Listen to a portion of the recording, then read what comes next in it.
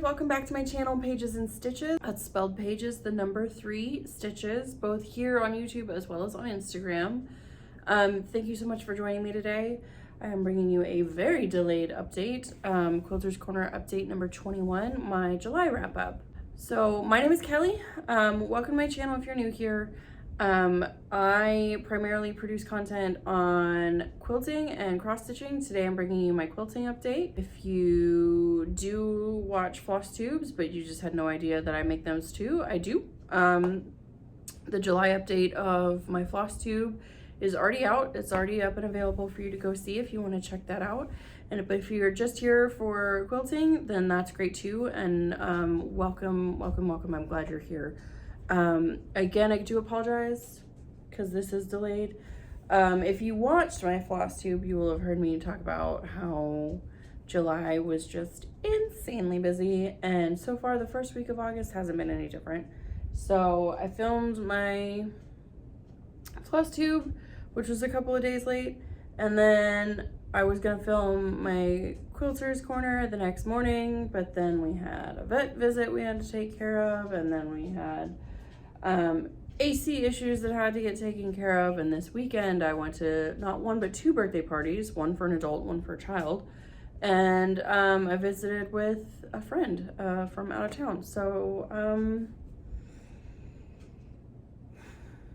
I just want to sit in front of my sewing machine and my cross stitching hoops. That's all. I'm gonna take a vacation and just do that and nothing else. That would be nice, right? So all that to say, I am sorry for the delay, but as many of you know, life happens, you make plans and then those don't always get to happen. But I'm here now. We're getting this knocked out.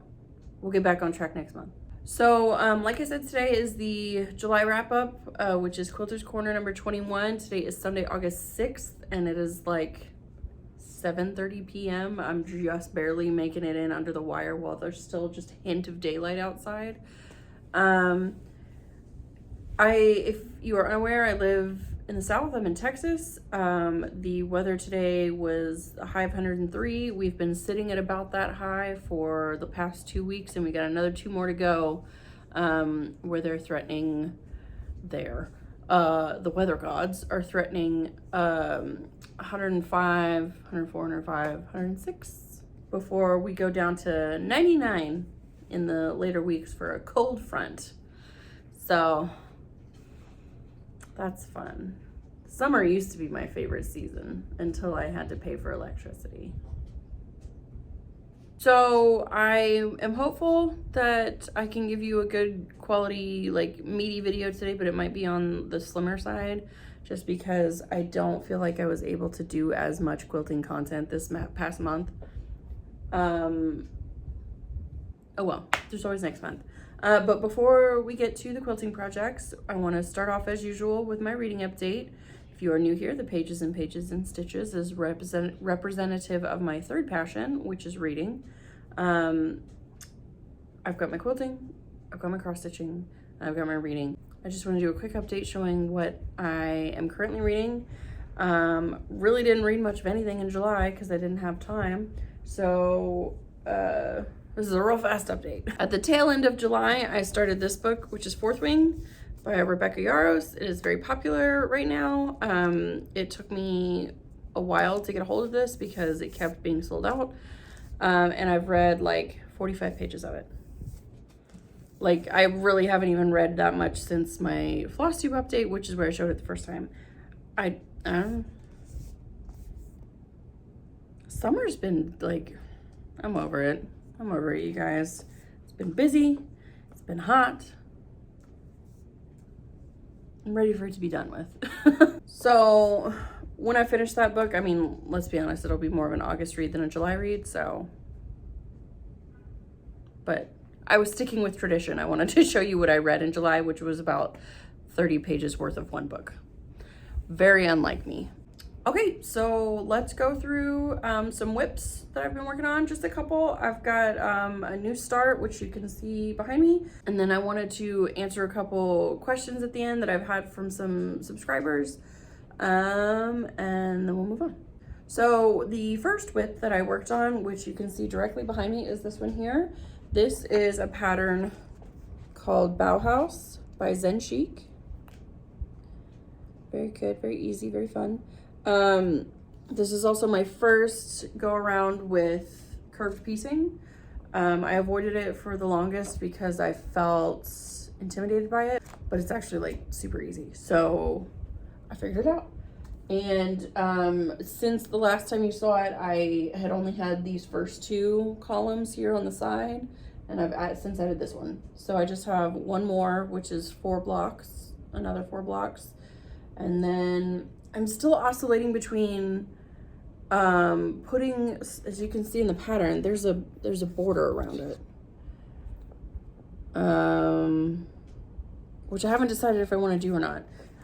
If I do a border, I don't know if I want to do this background color, which is not black. It's a color called washed black. So it's like a faded, it almost appears navy when you hold it up against like a true black fabric. So I don't know if I would do a border in that material, or if I would do one of these other geometric prints. Oh, I should say, the prints that I'm using are Everglow. They're the 2 geometric prints, the dots and the stripes in all the different colorways in Tula Pink's most recent release, which is Everglow. That line also comes with her typical like animal prints. So there's like a giraffe, lion, elephant, hippo. I think that's all the animals. Giraffe, lion, elephant. If not, I'm gonna insert a picture of what the full line looks like. I'll put it right here. So there's some animals, and then there's also a third kind of geometric print that has like her sparrow birds and stars and hearts on it that I kind of didn't care for. I just wanted the basic dots and stripes for this one, and I'm loving the results. So obviously I deviated from what the pattern calls for. I wanted to do something that was a little bit reminiscent of like a black light.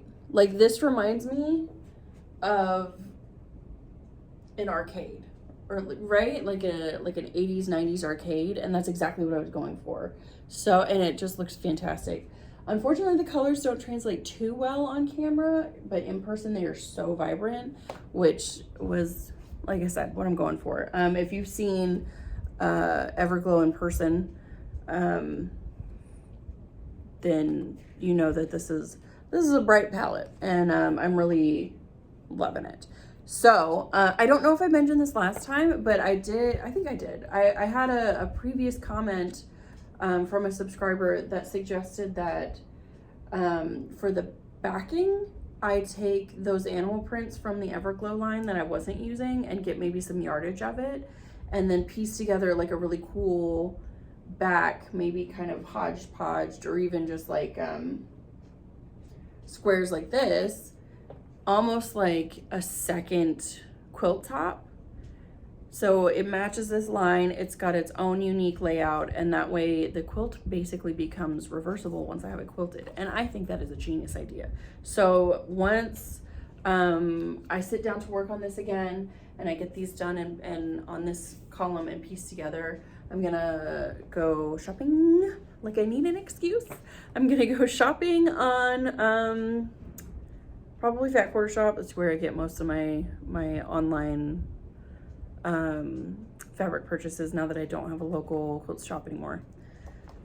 And yeah, and then that'll be done, and it'll go into the closet to be quilted by my long armor for my next appointment. The next quilt that I worked on was my Cocktail Hour quilt by Tilda of Tilda's World. I will have the pattern picture here. I have a printout of it, but it's all in black and white, so you can't appreciate it. It's a free pattern on her website. I will have it linked down below.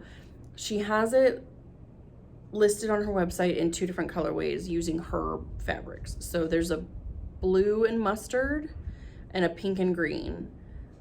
I am not doing either colorway.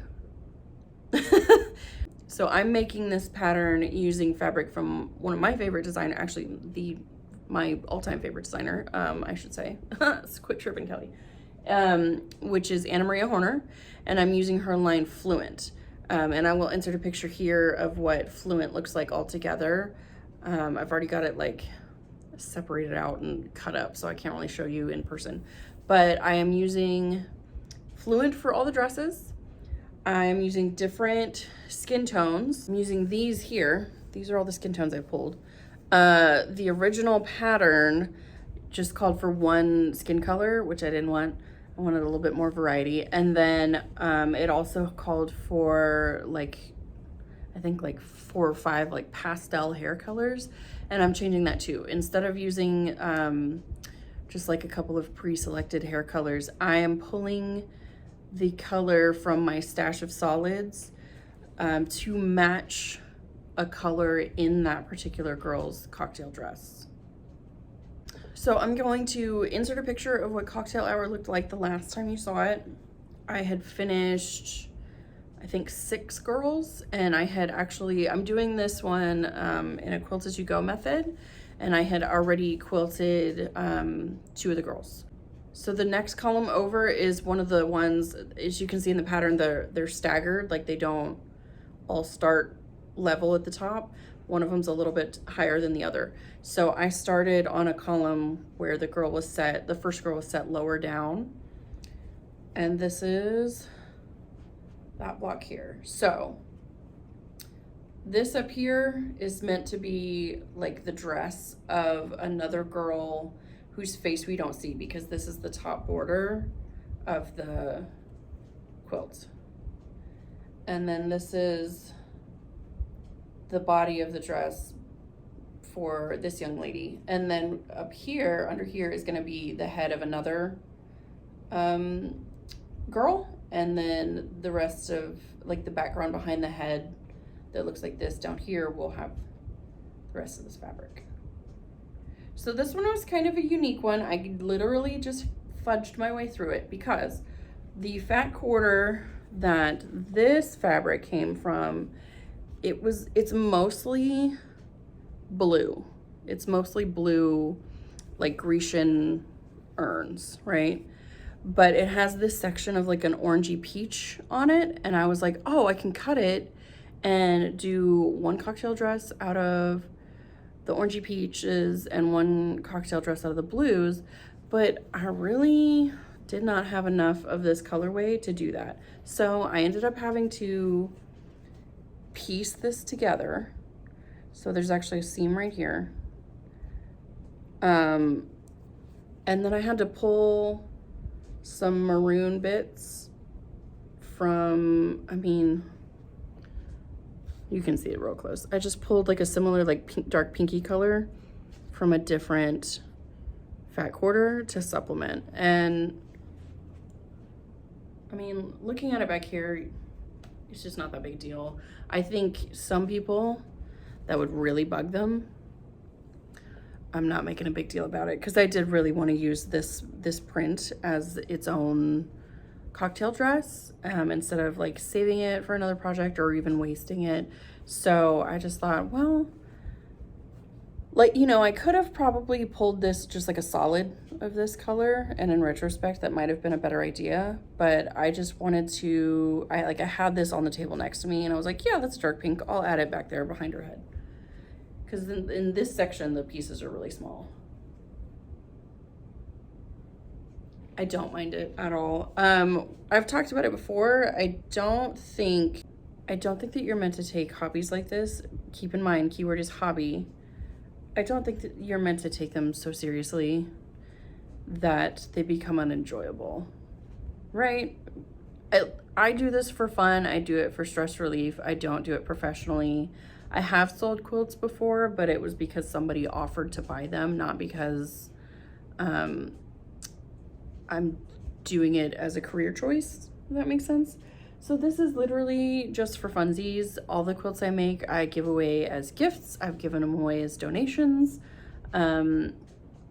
or I keep them for myself. And so I'm just making these things solely because they make me happy, because I'm enjoying the process, because I'm enjoying the fabric, I'm enjoying the pattern, and that's it.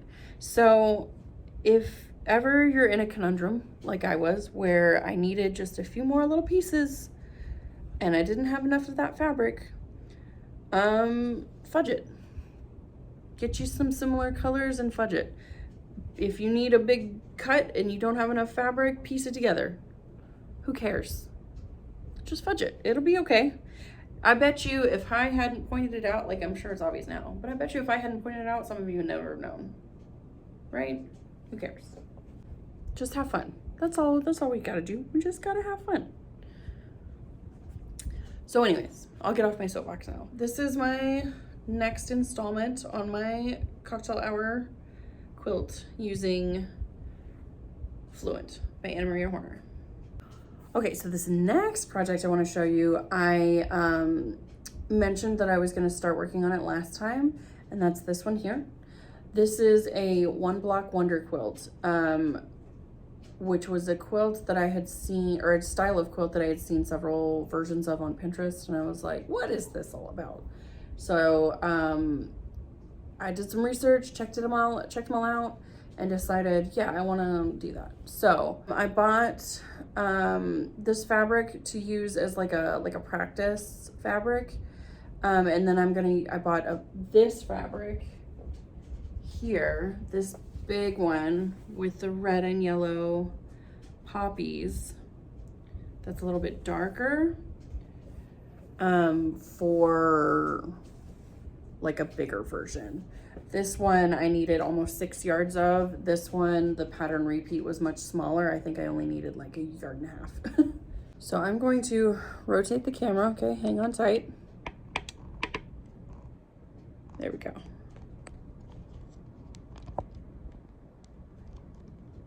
Okay.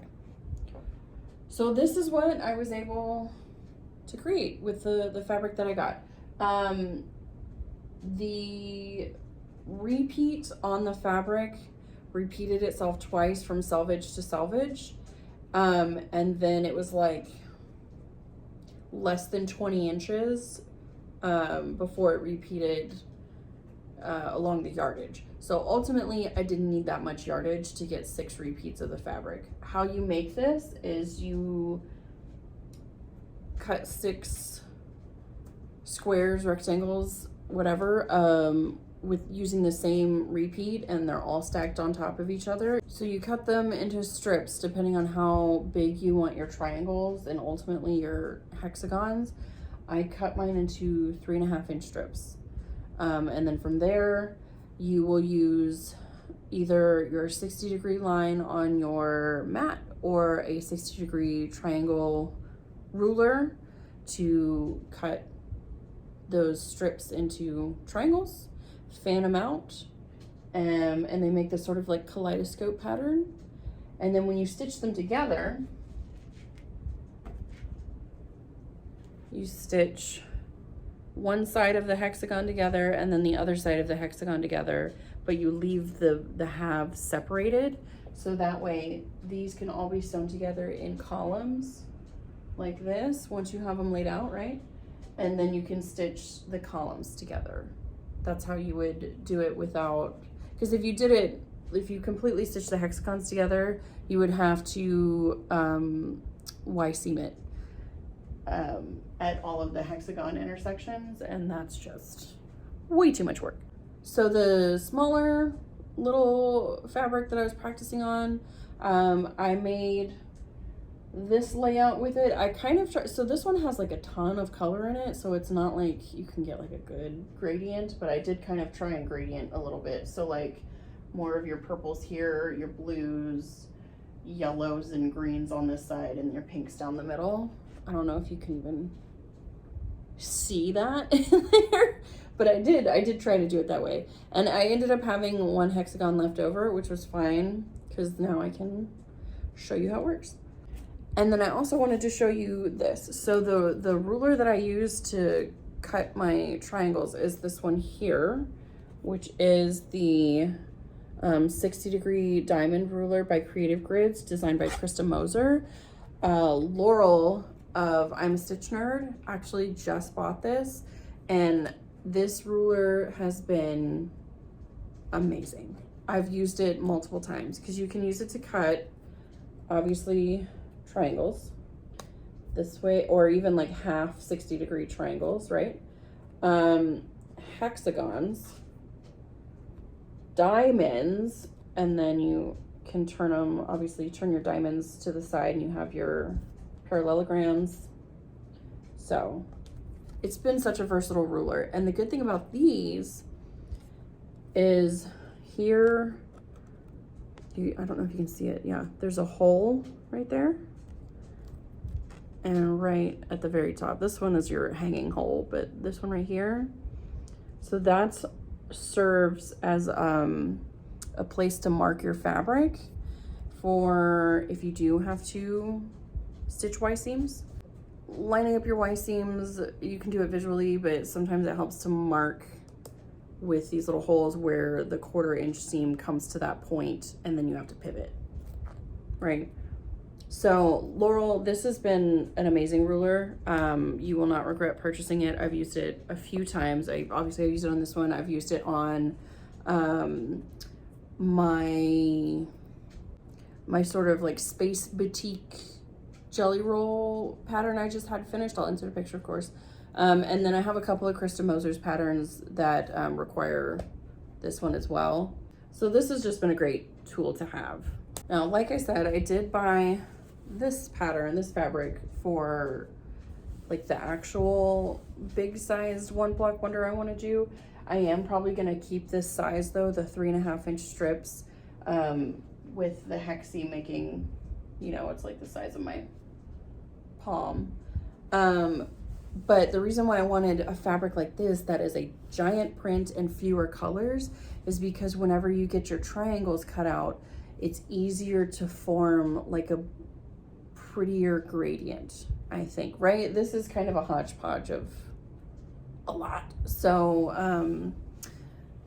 for my big one, I wanted to be sure I did something that was a little bit more like so. I've seen a lot of people do the 1 block wonders using panels. You can always buy panels, like 6 of the panels, lay the panels on top of each other and cut them. You can do, I've seen some really pretty ones using like the Oriental style kind of metallic prints. Yeah, you can kind of obviously make it your own. So this is, once I get this finished, which won't take much longer, I'm gonna start the real thing with this one. So this is gonna be all of the blocks, and obviously I'm gonna lose some of the size whenever I do finally stitch it all together because of all the quarter inch seams. It's going to end up making a small little, just like a little something. So it can be, I don't know what I'm gonna do with it. Like it can be, like my animals can use it whenever we go lay out on the patio, rather than having to lay it directly on the concrete, they can lay on that, or I can donate it. It's a little bit small for like a baby quilt, but it could be a nice wall hanging, or you can use it as like a bed topper. It wouldn't match my bed, but you know. And you might be thinking, well, Kelly, you have these zigzagged edges. I do. I am going to tag down below Krista Moser. I mentioned her before. She's one of my favorites. First of all, she has her own YouTube channel, so definitely go check her out. She's got her own patterns that she sells. So I will link that down below. But she also has a tutorial video on how to bind these zigzag edges. So if it's a foreign concept to you and you just kind of can't figure it out, I'll link that video down below to check it out so that you can maybe learn a new skill. I have not done binding on something like this yet. I did watch the video, you know, way long ago. So I know how to do it in theory, but we'll see how to put it in practice. It's a new skill to learn. I have more than 2 decades worth of quilting experience under my belt, but I'm still always learning a new skill, right? I learned how to do quilt piecing. I learned how to do a 1 block wonder, and now I'm gonna learn how to do the, it's not a scalloped edge, but the zigzagged edge for binding. Okay, so the next things that I worked on was kind of, you know, a surprise to me. I didn't actually plan to work on them. But you may recall back in January, like the beginning of the year, I had made this project bag. I wanted to make a project bag that I felt like met more of my specifications or desires in a project bag, right? So like the really common things you'll see in cross-stitch bags or project bags are the vinyl fronts. They're more rectangular in shape. Many times they have the zipper kind of 1 or 2 inches down from the top instead of across the top. And they're all beautiful and gorgeous and I love them. However, I really wanted to have a bag that had a top loading zipper so that I didn't feel like I was losing, you know, that top 1 or 2 inches of space.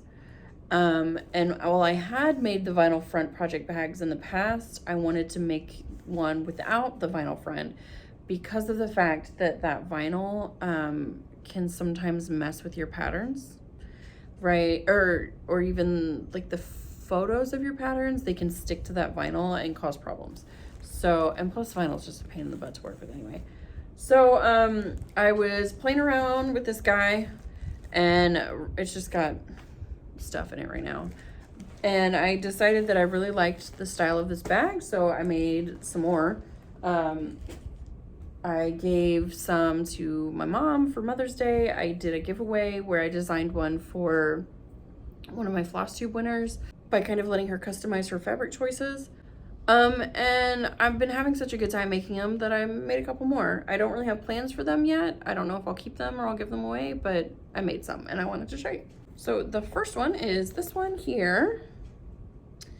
This is a line, I don't know the name of it or if it even has a name because these were fat quarters that I got from Joann's, but obviously they're all a coordinating line. They're very like celestial and cosmic and new age, right? And so we've got like stars and astrology and moons, and then we've got, you know, the seeing eye and planets and rainbows and snakes and plants and shooting stars.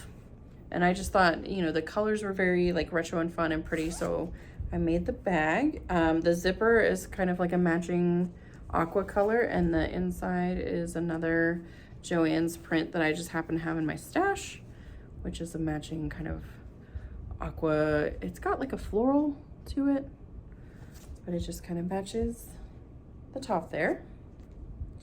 And the dimensions on this bag are roughly 14 by 14.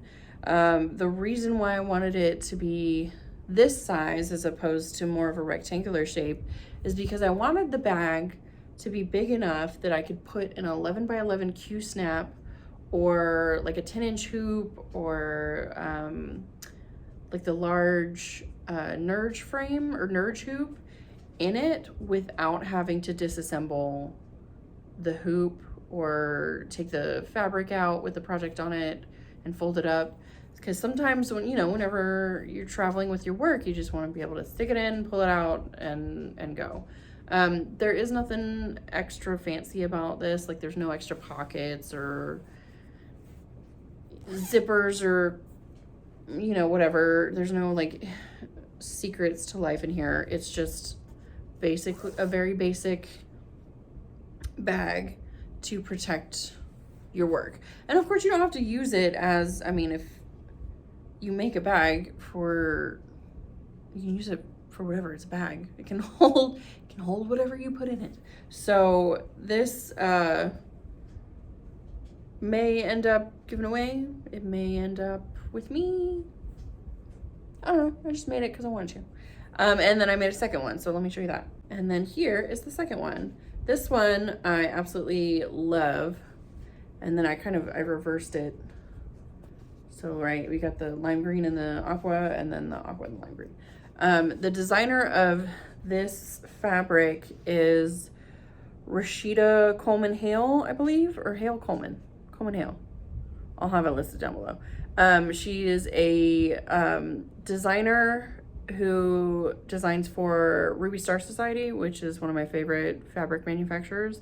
She's also a woman of color, so it's very important that we shout out her work. And so here for the accent, there's like this little kind of retro, these things, I mean, they're triangles. They remind me of Doritos though. Like they look like potato chips, right? And it's just this cool pink that matches. And all these little ladies have accessories and fun hairstyles. This fabric line, I don't know if I said, is called Adorn. And it's all like earrings and cute little hair styles and bright, vibrant colors. It's very sweet. And then on the inside, so my zipper is a pink. The inside is just like a darker teal. So this teal color kind of matches these darker ones. I had a wild hair and I wanted to use this darker one. And it actually does have some metallic gold in it. So it's kind of like a hidden little surprise on the inside. Yeah. I just made those 2 bags. I think bag making is really fun. I'm not like crazy good at it. I'm not trying to be either. Again, I'm just doing this for funsies. These are things I'm not selling. I'm gifting them to people or keeping them for myself or just using them as a learning experience. So yeah, I know other people have made suggestions about like how I can improve upon the bag, like features to add and pockets and magnets and the like, but I really just, you know, I like my basic bag. And I guess I was really feeling this like color vibe with like the neon and the aqua and the turquoise and teal, pink and orange. I was really feeling it, I guess, because I made these like totally separate of each other. I did not plan to have them be so matchy, but I was clearly riding this wave because they match. Okay, so that was all the whip updates that I have for you this month. Like I said, not a lot, but it was still something. I still wanted to show it to you. The next thing I want to talk about, I did have a couple of questions that I wanted to answer real quick, and then we'll go over plans. I don't have any haul to show you. I know, amazing, right? No haul, and so I'll answer these questions, we'll go over plans, and then I'll let you get out of here. So last time I had a question from my friend Dawn, who was asking about the difference between Best Press, which is this here, I'm inserting a picture because I don't have any of it, and this product here, which is called Flatter. I had mentioned that I purchased a new bottle of Flatter in my haul for my last video. And she was like, I don't know the difference. What is the difference? She said her mother or a family member had been using Best Press forever. So she just wanted to know the difference between the two to be able to explain it to her mom in case she wanted to invest in some Flatter versus Best Press. So the best I can explain it is Best Press, or products like Best Press are starching sprays. Literally a starching spray that you spray on your fabric that is going to make it crisper and stiffer so that whenever you're doing your ironing and your folding, it becomes almost more like, imagine folding a piece of paper and then crisping the edge. Like it makes it nice and smooth and easy and neat, right? So that's what a starching spray does. Flatter is a starch-free smoothing spray. So the way it was explained to me is Flatter, which is a plant-based product, I believe.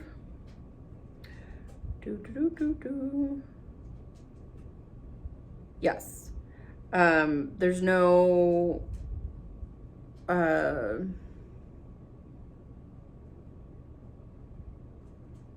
no harmful ingredients. It says on the bottle, no sulfates, no silicones, biodegradable, phosphate-free, dye-free. And what you do is you spray this on your fabric or your seams at the ironing board, and the heat of the ironing board will use the liquid to relax the fibers of your fabric so that they lie flatter. Hence the name, right? So they're similar in nature in that they have like kind of the same end result, which is to have a crisper, neater, cleaner ironed fabric, but the mechanism of how you go about it is different. So why use one over the other? I mean, ultimately it's going to be personal preference at the end of the day. Fast press or like a starching spray does have, I feel like, a residue that it leaves behind, and that will require you to clean your iron over time. It also can shrink your fabric, even just a little bit. So there are ways around that though. So if you watch any of the videos from Fat Quarter Shop, Kimberly loves starching.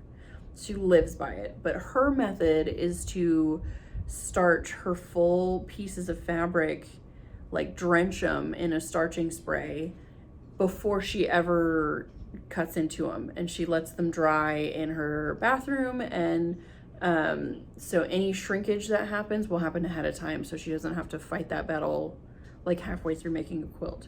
So if you're going to use a starching spray, that's a good way to do that, to avoid that problem. Flatter is a little bit less, I don't want to say permanent, but you do kind of have to hit it a couple times, especially with a particularly troublesome fabric or wrinkled fabric. You do have to hit it a couple times in order for it to take. So, you know, it's 6 in one, half dozen in the other. It's entirely up to you. And I will say this, if you're a new quilter, you don't have to use either. It is not a requirement to use either spray or any sort of finishing spray on your fabrics. If you've got a hot iron and a piece of fabric, that's all you need. You know, so don't let anyone convince you that there's a quilting police out there that says this is the way to go or this is the way to go. It's whatever you want. So I like flatter. It comes in several scents. This one is fig. It's one of my favorites. It smells so good. And then I like to use it in a misting bottle. So whenever you can use it directly from this bottle. It's got the spray top, but it comes out, you know, more of like an uneven mist. Whereas in this bottle, I just pour it directly in, and then you can see, oh, it smells so good. It comes out as more of a fine mist that will more evenly distribute on my fabric whenever I'm ironing it, which is why I prefer this. Again, these are just, neither is a requirement. Just use whatever you like. Use whatever makes you happy. If your preference is to use the steam setting on your iron, one of the quilters I follow is Donna Jordan from Jordan Fabrics. She has a great YouTube channel where she makes quilts start to finish in a video and then does a giveaway at the end. I will link her channel down below. She will use the heck out of the steam setting on her iron.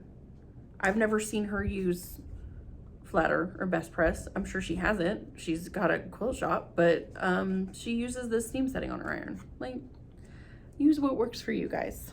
So the other question I wanted to answer was, I had put it to you guys last video when I was talking about my collection of finished quilts. I had put it to you guys that after giving away as gifts and keeping some sentimental ones for myself, there will be quilts in my stash that I would be willing to part with, but I didn't know what to do with them, whether I should donate them like I did with those baby quilts or what have you. And then I asked if you would be interested in receiving them as part of a giveaway.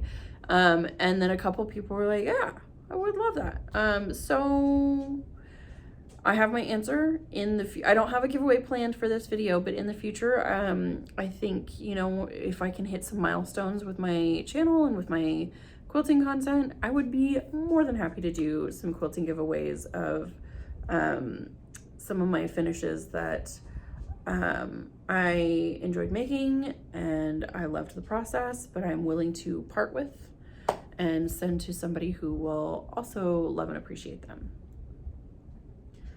So thank you to those of you who responded to my question last time. I will absolutely do some quilting giveaways in the future of finished quilts. And then of course I have, you know, some patterns that I've finished. Like whenever I finish Bauhaus, I'll probably give that one away too, or do like a combo of quilt and a pattern. Yeah, I don't know. Okay. I think that's everything I wanted to talk about before we do plans real quick. I'm almost like hesitant to do plans because I make them and then never stick to them. More so in my quilting videos than in any of my floss tubes. I mean, oh well, we'll make them with the best intentions. And then it'll be a surprise to all of us next video if I've stuck to them. Okay, plan number 1. Finish Bauhaus, finish the quilt top. I got to do 4 more blocks, super easy. Stitch them together, super easy, and then order the back fabrics and piece that together. I think will also be super easy. And then that's gonna go away in the closet and await being quilted at my long armor. Plan number 2, I want to actually finish piecing the One Block Wonder practice quilt together. It's gonna be small enough that I will need like a yard of fabric to use as the backing. I'm probably gonna do just some straight edge quilting or even stitch in the ditch quilting, and then practice my zigzag binding. And then maybe we'll give that one away if you guys want it. I don't know. I don't really know what to do with that one, but I do want to finish it to say that I have. And then also maybe get started on the One Block Wonder with the fabric that I purchased for the legit version. You may recall last time I had said that I was going to start my set sail quilt using Rise by Melody Miller. I didn't. It's still sitting there. I've had this stack of fabric put together and set aside ready to be started since I started my floss tube, which was over a year and a half ago. So it's ready. I just need to do it. I'm going to be using this pattern here. This is Set Sail by Jaybird Quilts. But rather, as you can see, some of the diamonds are different styles, right? So they're split down the middle this way or this way in 4 corners, or there's the stripes. I'm not going to do any of those. I want to do the ones that are a full diamond because I want to use this line of fabric, which is called Rise, again, by Melody Miller, and I want these big statement piece fabrics to be in the center of the diamonds, and then these coordinating cuts of Spark are going to be the sashing around the diamonds. It's hard to tell from this picture, but these are not long strips of sashing. Each diamond has its own window of sashing around it. So that's why I wanted to do this that way. So let me show you this line. I don't think I've ever, like, at least not since I first started the channel, like, gone into what this looks like. So Rise has a couple of different colorways. They're, again, a very, like, bright retro kind of color palette. I must be really into this color palette right now, right? You got the project bags and this one. I don't know. So they give me like a Garden of Eden kind of vibe, right? Meets the 1980s. So and of course they're all very metallic. You know I love a metallic. If you've been watching my channel for any amount of time, you know I love a metallic. Also, while I'm talking about metallics, I had somebody comment on how using metallics like this was going to ruin my iron. And I can tell you from experience, no, it's not. this is quilting cotton. It's meant to be ironed. And it doesn't, I mean, I've been using it for ages and ages. It doesn't ruin your iron. It doesn't mess it up. So if anybody else was worried about that, you're okay. As long as you have a reputable quilting cotton and not like, you know, something somebody made in somebody's garage, then you can trust that your iron will be okay. So here's this colorway, and then this print, which is more floral. Let me move off to the side. There we go. Same colorway. And then I got, I believe, 3 different colors of Spark, which is, which is this like little star fabric. Ruby Star Society releases different colors that coordinate with designer lines, so you can use them as supplemental pieces. So I got 3 different colors that match each of the colorways. So for this, we've got the sky blue with the gold, the orange, and then this sort of like yellowy gold brown mustard. Let me show you that. You see those colors all in there?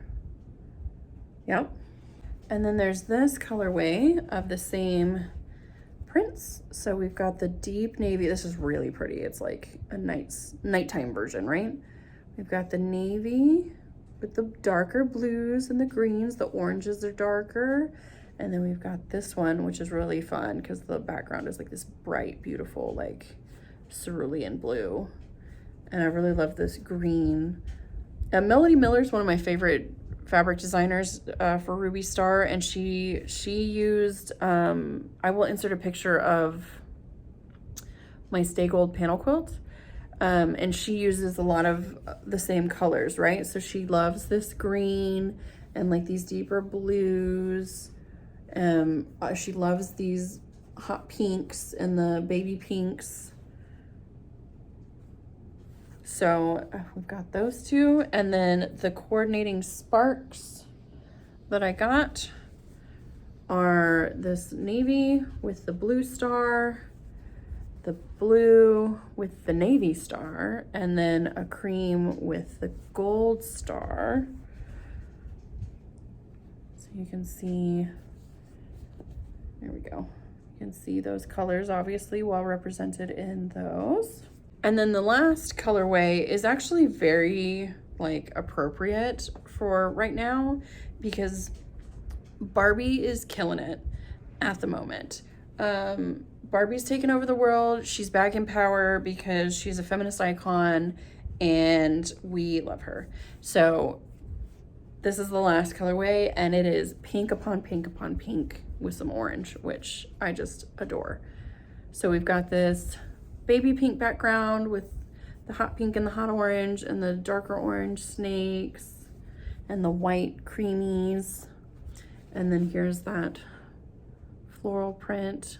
You can really see the gold shining. I gotta tell you, if you're not a metallic gold person, you're missing out. The thing that it adds to your finished quilts is just, you know, you're not doing any work. The gold's already in the fabric, but it just adds like this little extra spice to your finished projects, and I love it so much.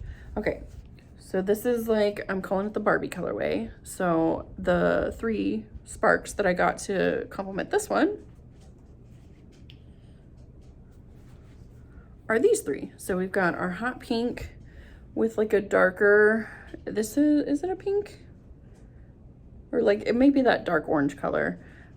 Star, then we've got the dark orange with the gold metallic star, and then we've got the baby pink with a white star, like the creamy white star. And I accidentally got more of that baby pink than I did. I think I got a half yard of all the other spark, and then I got like a yard and a half of the baby pink. So that's gonna be binding. I've already decided. So those are the ones that you can see go with this colorway. So now that I've showed you those fabrics, can you see it? Can you see it in your head? with the diamonds being, you know, like the full fabric diamonds of those larger prints with the different sparks as the sashing, the little windows around them. Right? Can you see it? I can see it.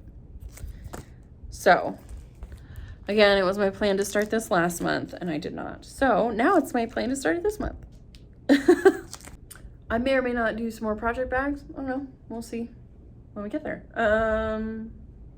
I like them, so I'll probably do some more. I'll try and do some more of my cocktail hour by Tilda. Not holding myself to it. I'll try and do some more of my Christmas potpourri sampler that I started last time. Again, not holding myself to it. I've got my English paper piecing hexy gradient quilt that I haven't touched in a while. Might bring that out. I don't know. I'm just gonna kind of let my heart decide. We'll see what happens. But other than that, guys, that is everything. Thank you again so much for your patience in waiting for the video to come out. I do apologize, but ultimately, you know, life happens. And sometimes that means things like this get pushed by the wayside. But I do appreciate you if you have come to check me out, if you've been anxiously awaiting this video. I love to share my crafting with you guys, so if you are here to check out my quilting and support me in my quilting journey, and just talk all things quilting with me, I value you so much. That's it. That's everything. So I will see you again at the end of August, hopefully actually at the end of August. Again, if I end up being a day or two late, oh well, who cares? That's it. Leave any and all questions or comments down below. Say hi just to say hi, and I will get back to those comments as soon as I can, and I will talk to you guys in a month. Bye.